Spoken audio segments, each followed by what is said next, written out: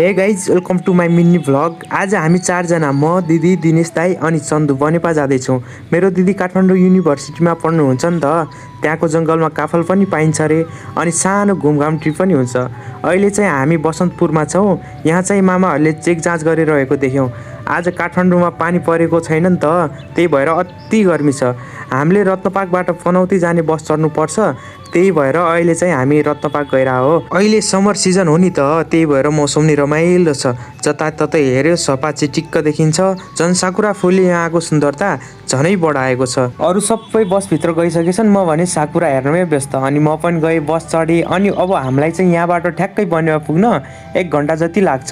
Japan कोरियातिर देखिने फुल नेपालमा पनि देखिएछ। म चाहिँ अब नेपालले विदेश जस्तै देखिने भयो भनेर खुसी हुँदै थिएँ। उता दिनेश दाई भने चाहिँ सुतिसकेछ। अब सधैँ बाइकमा हिँड्ने मान्छे आज बसमा आउनु पर्यो नि त, त्यही भएर निन्द्रा लाग्यो होला। यो दिदीको काँटा चाहिँ मलाई अति मन पर्यो। कति राम्रो दिदी हुनुहुन्छ अनि काँटा लाउने तरिका नि कति राम्रो। बसमा यात्रा गर्यो भने झ्यालबाट बाहिर हेर्न मलाई अति रमाइलो लाग्ने। अब अहिले बालेन सरकारले हप्तामा 2 दिन बिदा दिएर धेरै राम्रो गर्यो जस्तो मलाई लाग्छ, किनभने अब सबैजना घुम्न पाउने भयो नि त। अब हामीले बसबाट उत्रिनु पर्ने बेला आयो। बस जाने पनौती, हामीले जानुपर्ने चारकोट। हामी खड्बुमा उत्र्यौँ, त्यहाँबाट हिँडेर आधी घन्टा जति लाग्छ चारकोट पुग्न। गर्मी भने यहाँ पनि उत्तिकै थियो। अब हामीले छारी खोजे पनि किसानहरू भने धमाधम आफ्नो काममा लागेकै थिए। 4 जनामा 3 जनाले चाहिँ घामको टेन्सन छ भने 1 जनालाई चाहिँ घामको कुनै टेन्सन छैन। बिजी लाइफमा यस्ता साना ट्रिपले मनलाई रिफ्रेस गराउँछ अनि सम्झना भने लाइफभरि नै रहन्छ। त्यसपछि दिदीलाई रुममा चाहिने केही सामानहरू किन्यौँ अनि लाग्यौँ रुमतिर।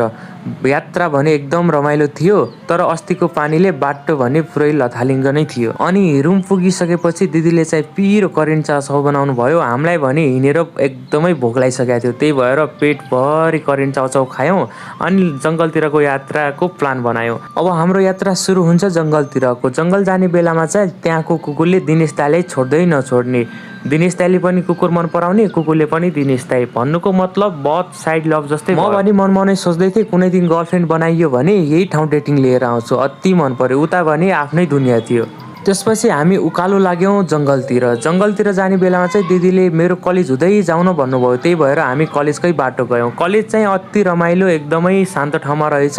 यो कलेज देखेपछि मलाई पनि फेरि कलेज पढौँ जै लाग्यो। जाँदा जाँदै हामी रमाइलो डाँडामा पुग्यौँ। त्यहाँबाट हामीलाई अब भित्र गयो भने घनघोर जङ्गल आउँथ्यो। त्यहाँबाट हामी भित्र पस्यौँ। अब हामीलाई अलि सावधान रहनुपर्ने थियो, किनभने त्यहाँ जङ्गली जनावरहरू पनि हुन सक्थ्यो। त्यही भएर हामी एकदम सावधान भएर काफल खोज्दै हिँड्यौँ।